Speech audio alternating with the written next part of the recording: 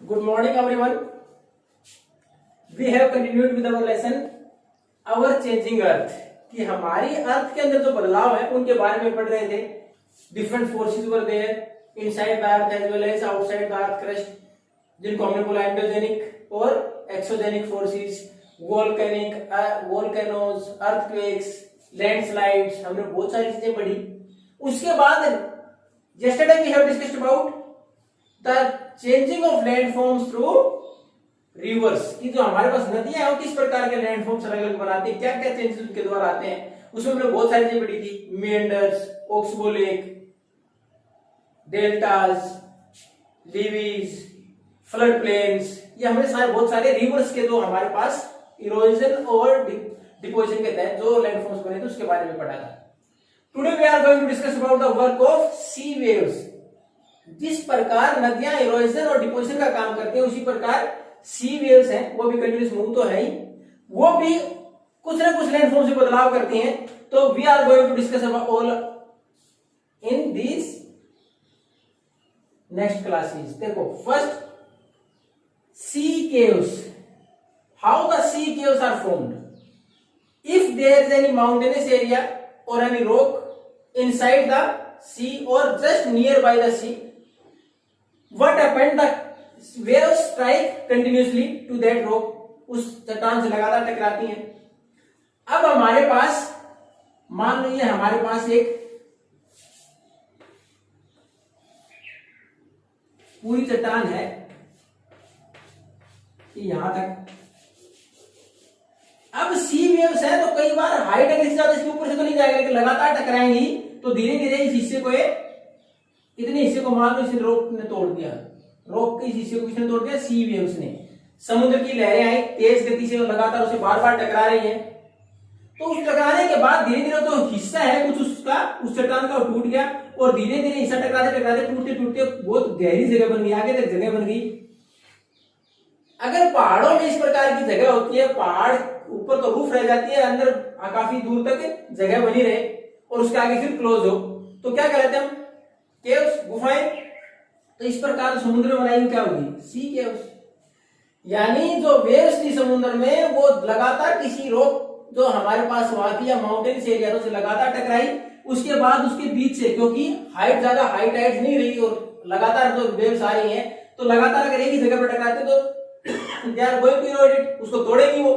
और धीरे धीरे तोड़ते तोड़ते काफी देरी से होलो वेव सा बन जाता पूरा उसके अंदर, चट्टान के अंदर. तो उसको हम क्या बोलेंगे? सी वेव, सी केव्स. अब नेक्स्ट देखो, अगर मान लो ये धीरे धीरे तोड़ते तोड़ते आर पार निकल गए, यानी ये चट्टान का हिस्सा था, समुद्र के बीच में एक चट्टान थी, उसके ये जो हिस्सा लगातार वेव से टकराया, टूटते टूटते ये दोनों साइड आर पार निकल जाए, ऊपर छत रह जाए और दोनों साइड ट्रांसपेरेंट आप इधर से उधर निकल पाते हो, तो वो क्या हो जाएगी? सी आर्चिस. क्योंकि ऊपर का हिस्सा कैसा रह गया, यानी बीच से तो अब जो माउंटेन है ये इस प्रकार का रह गया, बीच का हिस्सा वो तो साफ हो गया, यानी केवल ये चट्टान इस प्रकार की रहेगी ऊपर. तो आप मैथ में इसी प्रकार तो आर्क पढ़ते हो, मैथ में तो आर्क बोलते हो, इसी प्रकार तो पढ़ते हो, यही शेप इसकी रहेगी और बीच का हिस्सा साफ हो गया तो क्या हो गया? सी आर्चिस. अब नेक्स्ट, यानी पहले किसी भी माउंटेन या रॉक से वेव्स टकराई, उसके बीच में थोड़ी जगह बना दी, it became sea caves. Then after if it erode again, उसको और तोड़ देती हैं और इरोड कंप्लीटली, उसके बाद पूरी तरह तोड़ दे एक्सेप्ट द अपर पार्ट, ऊपर के हिस्से को, बीच से आर पार निकल जाए, तो क्या हो जाएंगी? सी आर्चिस. अब देखो स्टैक्स. अब धीरे धीरे वो वेव्स लगातार जा रही है, अब वो फ्री हो गई, तो अगर उसके वेव्स के लगातार जाने से ये हिस्सा भी हट जाए, यानी धीरे धीरे इतना तो इरोड हो गया, धीरे धीरे टकराई और धीरे धीरे हिस्सा भी टूट के नीचे गिर जाए, तो पता है क्या? ऐसी तो रह गया उसमें. तो ये हो गया स्टैक्स. यानी समुद्र के किसी चट्टान का हिस्सा केवल इतना सा इस प्रकार रह जाए,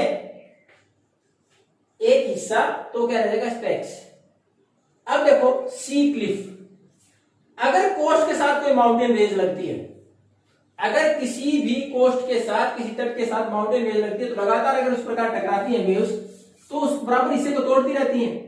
तो बिल्कुल इस प्रकार माउंटेन स्टीप, यानी इस प्रकार जो माउंटेन रेंज है वो दूर तक जहां तक कोस्ट लगता है वो पानी आता रहेगा तो इस प्रकार सीधा रह जाए वर्टिकल, ये वर्टिकल लाइन से हॉरिजॉन्टल लाइन से वर्टिकल लाइन है, इस प्रकार चट्टान ऐसी कैसे रह जाए वर्टिकल दूर तक ऐसा कोस्ट के साथ, तो ये क्या हो जाएगी सी क्लिफ, इसको क्या बोलेंगे सी क्लिफ। अब इतना सारा जो बीच में चट्टाने थी उनको तोड़ा गया, वो रॉक पार्टिकल्स हैं, जो वेव्स आती है अपने साथ, जो सेडिमेंट से मिट्टी के पार्टिकल्स है कंकड़ पत्थर को बाहर भी लेके आती हैं, उनको बहा के वेव्स बाहर भी लेके आती हैं और उनको फिर डिपोजिट कर देती है, वापस आती है तो पानी की फोर्स उतनी ज्यादा नहीं रहती, स्पीड से आई उतनी स्पीड से अगर वापस नहीं जाती तो उसके साथ मिट्टी के कण या कंकड़ पत्थर जो बाहर जमा हो गए किनारे पर, वो तो लगातार जमा होते चले गए समुद्र के किनारे के साथ साथ, तो क्या हो गए बीचेस, तो समुद्र के पास बीच जहां लोग घूमने भी जाते हैं, तो ये फॉर्मेशन हो गई बीचेस। तो हमने पढ़ा ये देखो सी केव्स, अगर किसी भी रॉक फॉर्मेशन जहां वहां चट्टाने हैं अगर समुद्र के अंदर पानी के अंदर, तो उसको लगातार टकराते टकराते अगर उसमें से कुछ हिस्सा बीच का टूट जाए लेकिन वो आर पार नहीं निकले तो तब तक तो है सी केव्स, लेकिन जैसे ही लगातार टकराता है इट इरोड कंप्लीटली, उसको पूरी तरह तोड़ दे, पानी जो आर पार निकल जाए, देन सी आर्चिस। अगर वही हमारे पास ऊपर का हिस्सा भी टूट जाए, जो ऊपर छत रह गई वो भी टूट जाए केवल इस प्रकार का, ये हिस्सा रह जाए स्टैक्स। अगर उसके बाद समुद्र के पास काफी दूर दूर तक कोस्ट के साथ माउंटेन रेंजेस लगती हो, कोई पर्वत श्रृंखला लगती है, उसमें लगातार इस प्रकार तोड़ते तोड़ते ये बिल्कुल वर्टिकल इस प्रकार का स्लोप, इस प्रकार का हिस्सा रह जाए कोस्ट के साथ माउंटेन्स का, वो क्या कहलाएगा सी क्लिफ। और जो भी पार्टिकल्स जो इरोड किए, जो तोड़े वेव्स ने, उनको धीरे धीरे वेव्स के साथ डिपोजिट होते चले गए, कहा ऑन द ऑफ शोर, किनारा, ऑफ द सी और ओशियन, उसे किनारे पर आ गया तो वहां जमा हो गए, तो वो बीच। ये थी हमारे वर्क ऑफ सी वेव्स। अब उसके साथ हमारा अगर नेक्स्ट देखें तो work of ice. Work of ice में जो ग्लेशियर्स हैं, रिवर्स ऑफ आइस बोल सकते हो, कितने सारे हमारे पास हिमालयन रीजन की बात करें तो उसके अंदर बर्फ की बड़ी बड़ी शीट, जमी हुई है, जब वो मूव करेंगी, इतने बड़े बड़े ग्लेशियर जब मूव करेंगे साथ में, तो they are going to erode the rocks, जो ऊपर से फिसल के नीचे आएंगे, तो उसके साथ साथ ऊपर की सोइल है उसको साथ लेके आ जाएंगे, कुछ हमारी चट्टानों को भी तोड़ेंगे। तो जो ग्लेशियर्स हैं, जो हिमखंड है, बड़े बड़े बर्फ के टुकड़े हैं, जैसे वो हो सकता है टेम्परेचर थोड़ा सा बड़ा मेल्ट हुआ उसके बाद फिसलना शुरू कर, फिसलेंगे तो साथ के साथ नीचे आते समय अपने साथ मिट्टी कंकड़ पत्थर भी लेके आएंगे, कुछ हिस्सा जिन चट्टानों से टकराएंगे उनको भी तोड़ेंगे, और जिन चट्टानों को तोड़ा वापस नीचे आते आते किसी और से टकराएंगे, धीरे धीरे तोड़ देंगे। तो इस प्रकार ये क्या है, ये भी इरोजन का काम तो करती है, तोड़ती तो ये भी है। अब उसके बाद जैसे ही ग्लेशियर नीचे गिरे, यानी वहां से नीचे वैलीज वाली जगह की वहां गिरे, तो वहां जो आसपास की जो मिट्टी कंकड़ पत्थर थे ऊपर से गिरने के बाद उनको वहां से हटा दिया, यानी वहां एक स्पेस बन गया, गहरा स्पेस बन गया इस प्रकार का, यानी इस जगह पर गिरा। तो अब समय के साथ विद टाइम इट मेल्ट्स, जो ग्लेशियर वो मेल्ट हो जाएगा तो रह जाएगा पानी, तो ये एक ग्लेशियर लेक बोल देंगे, तो एक नई झील बन जाएगी। तो किसी बनी ग्लेशियर से ग्लेशियर लेक बोला गया। अब जब वो ग्लेशियर नीचे आया था तो उसके साथ कंकड़ पत्थर मिट्टी जो भी थी वो इसके किनारों पर जमा हो जाती है, इसके किनारों पर जमा हो जाती है, तो उसको क्या बोलेंगे मोरेन। वो क्या कहलाएगा मोरेन। तो today we discussed about two types of work of natural forces, first sea waves and the second is ice. Waves में हमने पढ़ा sea caves, then after sea arches, then after stacks, then after cliff, then beaches, then we move towards the work of ice. कि उसके बाद हमारे पास जो ice की sheet है वो किस प्रकार हमारा इरोजन वर्क करती है, डिपोजिशन का काम करती है। तो उसमें हमने देखा तो बड़े बड़े ग्लेशियर्स हैं, जब वो ऊपर से नीचे फिसलते हैं तो then they take the upper part of soil, जो ऊपर थोड़ी बहुत सोइल है उसको साथ लेके आ जाएंगे, they also broke down the rocks, जो चट्टानें जिसे टकराएंगे उसको भी तोड़ेंगे।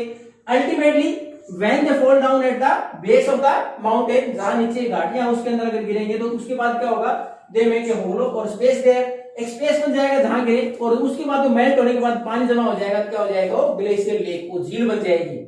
दूसरा हमने देखा इसके किनारों के ऊपर जो कंकर पत्थर मिट्टी साथ में आई थी उसके किनारों पर जमा हो जाएगी, तो वो जो ढेर लगेंगे कंकर पत्थर मिट्टी के उस लेक के आसपास, उस ग्लेशियर के मेल्ट होने के गिरने के आसपास, वो कहलाएंगे moraine. In the next class we are going to discuss about the work of wind. हवा का जो हमारे पास क्या कुछ स्ट्रक्चर बनाती है उसके बारे में पढ़ेंगे। Then after we are going to conclude और कंप्लीट अवर लेसन। उसके बाद हमारा लेसन कंप्लीट हो जाएगा। If you are in doubt then you can ask. Till that time, thank you and have a nice day.